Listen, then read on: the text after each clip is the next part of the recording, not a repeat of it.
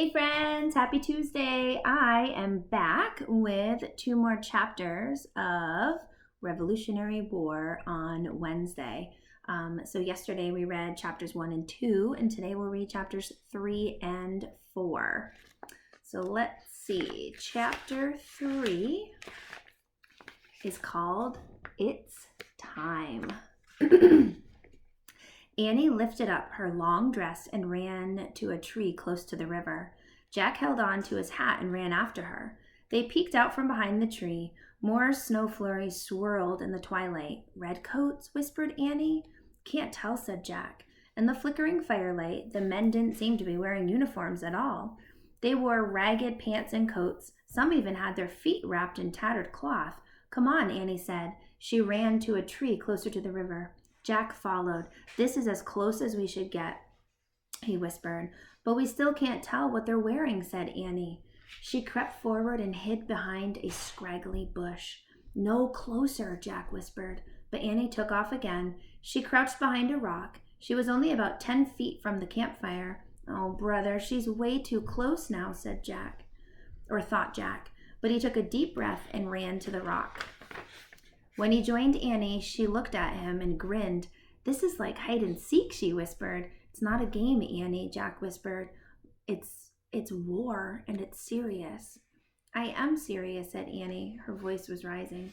"Shh," said Jack, but it was too late. One of the men stood up and looked around. So here's Jack and Annie hiding behind the rock. And here are some soldiers here. And I think Jack and Annie were trying to figure out if they were redcoats or not, right? I think that was the term that the story used. "What's the matter, Captain?" another asked. "I heard something," said the captain. He held up his musket. Jack stopped breathing. "Who's there?" the captain shouted. Jack looked at Annie. She shrugged. "We're caught," she whispered. "Who's there?" the captain shouted again. "Just 2 kids," Annie answered in a small voice. "Come out and show yourselves," the captain said. Jack and Annie stood up from behind the rock. They both held up their hands. "We come in peace," said Annie. In the shadowy twilight, the captain moved toward them. "Who are you?" he asked. "We're Jack and Annie," said Annie. "Why were you spying on us?" he asked. "We weren't spying," said Jack. "We just wanted to know if you were redcoats or patriots." "Which would you like us to be?" the shadowy figure asked. "Patriots," said Jack. "We are patriots," the captain said. "Whew, thank goodness," said Annie. The captain smiled. "Where are you from?" he asked. His voice had softened. "We're visiting relatives nearby," said Jack. "Frog Creek, Pennsylvania," said Annie at the same time. "But that's amazing," the captain said. "My farm is in Frog Creek. Where is your farm?" Jack didn't know how to answer. "It's near the Frog Creek woods," said Annie. "All the farms are near woods," the man said with a laugh. "What?" Just then, someone called up from the river. "It's time, Captain." The captain turned to the other men near the campfire. "It's time," he repeated. The soldiers quickly put out their fire. They stood with their muskets on their shoulders. "Time for what, Captain?" Annie asked. "Time to meet up with our commander-in-chief," he said. "Return to your family now so your mother and father won't worry about you." "Yes, sir," said Jack. "It was nice to see children," the captain said. "I was just trying to write a letter to my own son and daughter. I didn't know what to say." "Tell them that you miss them," said Annie. The man smiled. "And I do indeed," he said softly. Then he turned and headed up the river bank. His ragged men followed behind. Soon they all disappeared into the cold mist. Jack looked around. The wind was blowing harder. The snow was sticking to the ground. "What now?" he asked. More than anything, he wanted to go back home. With the soldiers gone, the riverbank felt lonely and scary. "We still have to find something to send," said Annie. "I know," said Jack. "Maybe we should just follow the captain and his men," said Annie. "They might lead us to something." Jack wasn't sure that was such a good idea, but he didn't have a better one. "Okay, but let's try not to get caught this time," he said. He and Annie took off through the frozen twilight, following the snowy footprints of the American patriots.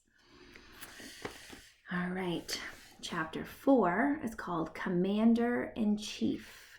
I wonder if this is when we meet this guy. Jack and Annie ran along the riverbank. The wind whooshed over the cold water. Wet snowflakes hissed in the dark. But then Jack heard other sounds. He heard voices, lots of voices. He and Annie soon came upon hundreds and hundreds and hundreds of soldiers gathered near the dark river. Many carried oil lanterns. The lanterns gave an eerie glow to the snowy twilight. "The captain and his men must be here somewhere," said Jack, looking around. Boats like giant canoes were tied near the river. Men were leading horses and loading cannons onto the boats. "What are they all doing?" said Annie. Jack pulled out the Revolutionary War book. He read in a whisper. "On Wednesday, December 25th, 1776. "December 25th? That's Christmas," said Annie. "Today's Christmas." "Cool," said Jack. He started reading again. "On Wednesday, December 25th, 1776, the Patriots were losing the war. Ragged and weary, many were ready to give up. Then something began to happen that would turn the war around. About 2,400 American patriots gathered on the west bank of the Delaware River in Pennsylvania. They prepared to cross the river to go on a secret mission." "A secret mission? Oh man," said Jack. He started to pull out his notebook. "Attention, troops! The commander-in-chief!" a soldier shouted. Jack and Annie saw a man in a dark cape and a three-cornered hat ride up on a white horse. The commander-in-chief loomed above the crowd of soldiers. His cape flapped in the wind. He sat calmly with dignity on the back of his horse. Even at a distance, Jack thought the commander-in-chief looked familiar, very familiar, but he couldn't figure out why. "A dangerous mission lies before you all," the man shouted above the wind, "but I want you to have courage. You must remember the words of Thomas Paine." The commander-in-chief held up a piece of paper. Here he is right here. Does he look familiar?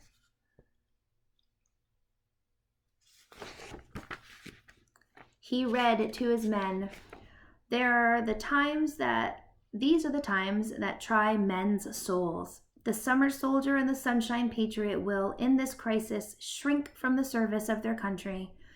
But he that stands it now deserves the love and thanks of men and women." "Wow, that's great," whispered Annie. Listening to the powerful words, Jack felt his spirits rise too. "The harder the conflict, the more glorious the triumph," the commander-in-chief read on. "What we obtain too cheap, we esteem too lightly.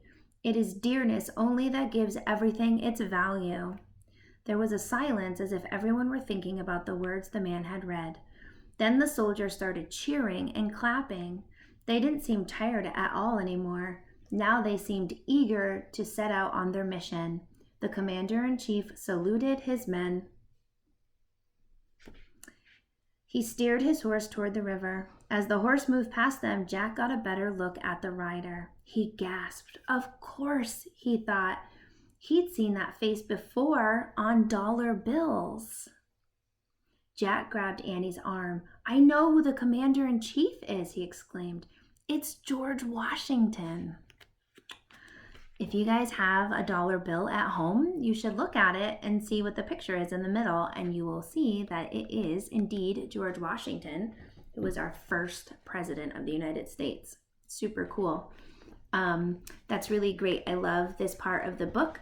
When things are really, really hard for the soldiers and it's really trying times and they want to give up, I love that the person in charge, the commander-in-chief, who's George Washington, he talks to them and he helps them realize that you can persevere. You guys know what persevere means? It means that you can do hard things even when it's tough and you want to give up. You can keep going. And that's really cool. And I love that he gives that speech. And all of a sudden, the soldiers are feeling like they're ready to continue on, which is really cool. That is the sign of a really great leader, someone who can rally the troops, as they say, which is pretty cool. So we will read chapter 5 tomorrow, and chapter 5 is called The Letter. Now, I think if I go back here, Jack and Andy need to find something to send. Is that true? Is that right? I think that's what their mission is, right? They're looking for something to send. Now, when I see the chapter called The Letter, I wonder, is a letter something that you can send, right? Like through the mail? It makes me think. All right, friends, I will be back tomorrow with chapters 5 and 6. I hope that you have a fantastic day.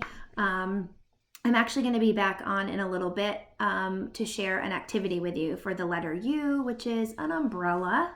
U is kind of tricky, I have to be honest, but I do have a fun art activity that you may be interested in. So I will be back with that in a little while. So I'll see you guys soon. Bye.